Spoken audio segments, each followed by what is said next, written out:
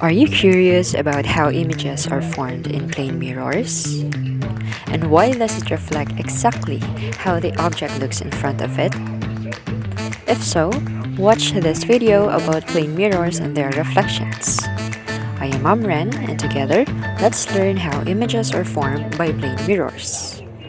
To guide us in our virtual discussion, let us have these learning objectives. At the end of this video, you should be able to, first, explain how images are formed in a plane mirror. Second, draw ray diagrams to describe the qualitative characteristics of the image formed by plane mirror. And third, recognize the importance of plane mirrors in forming images in daily life. Have you ever seen any of these objects? The common feature of these objects is that they use plane mirrors to function. A plane mirror is a smooth, flat mirror widely used for practical purposes such as personal grooming, decoration, and safety. Plane mirrors produce images when light hits their surface and bounces off. Plane mirrors follow the law of reflection, which states that when a ray of light reflects off a surface, the angle of incidence is equal to the angle of reflection. This law explains why the properties of the object are preserved in the image reflected by a plane mirror. Through ray diagrams, we can visualize and illustrate how light rays reflect off the surface of a mirror and form an image.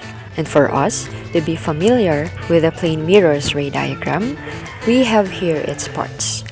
The normal line, represented by a horizontal line, and a mirror represented by a vertical line. In creating ray diagrams for plane mirrors, we need to follow these rules. The first rule, which will also serve as our ray 1, states that we will draw an emerging ray from the tip of the object parallel to the normal line of the mirror and reflect it along the same line.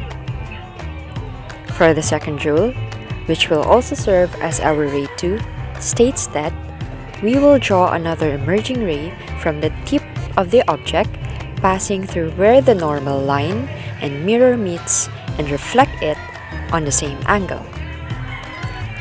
These rules are according to the law of reflection.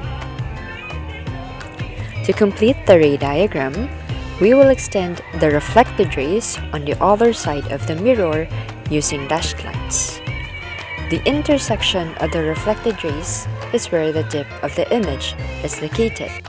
Let us have a quick review of the two rules in creating ray diagrams for plane mirrors. We have here a lost graphic organizer. This graphic organizer will help us to describe the image's location, orientation, size, and type. In a plane mirror, the location of the image can be in the front of the mirror or behind the mirror. The orientation of the image can be upright or inverted. When we say upright, the image is tending. If it is inverted, it is upside down. The size of the image can be larger or smaller than the object or can have the same size as the object. The type of the image can be real or virtual. If the image is real, it has an inverted orientation. If it is virtual, it is upright and it appears behind the mirror.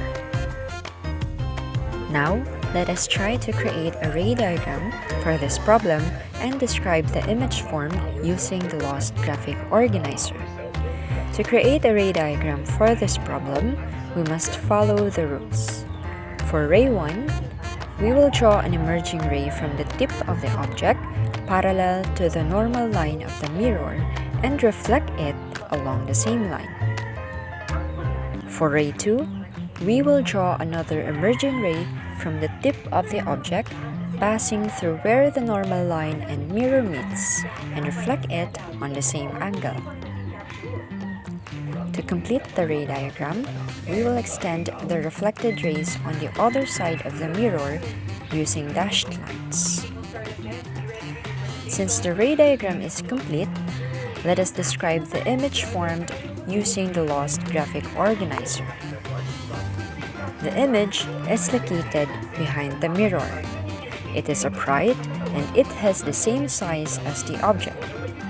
Since the image is upright, it will be considered as a virtual image. The ray diagram for plane mirrors explains how light rays travel and are reflected by the mirror to form an image similar to the characteristics of the object placed in front of it. Plane mirrors follow the law of reflection.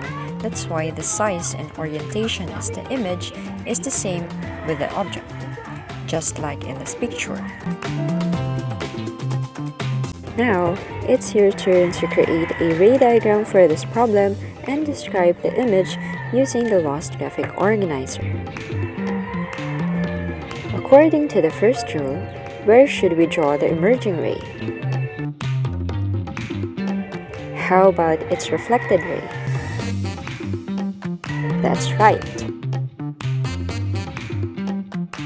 Now, where should the ray to emerge? How about its reflected ray? That's correct. Now, what is the next step? Awesome!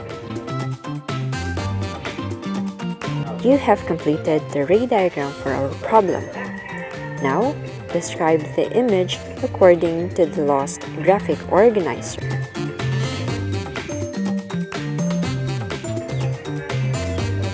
Do you have the same description? Excellent! In this picture, the word ambulance is painted in reverse on the ambulance car. When you see the word ambulance in a plane mirror, it is not spelled backwards because it flips the reversed spelled word, so it becomes readable as ambulance. This helps drivers quickly recognize it in their rear view mirrors and move aside for the ambulance to pass. Now, let us check your understanding by answering these questions.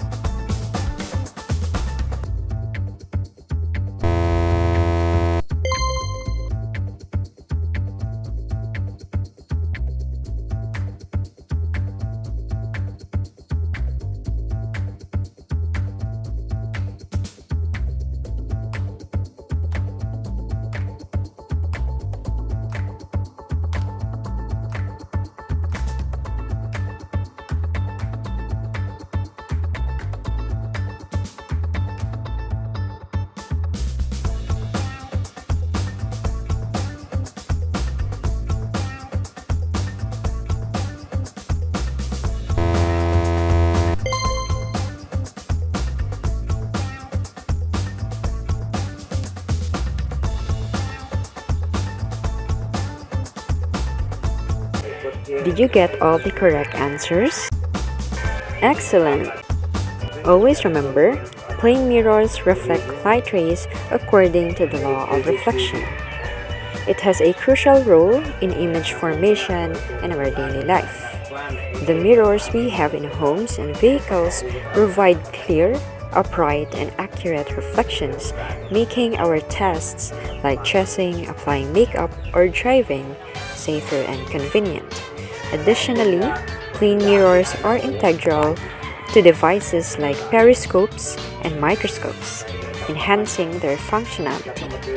Their ability to form virtual, same-sized images makes them indispensable in both everyday and specialized applications.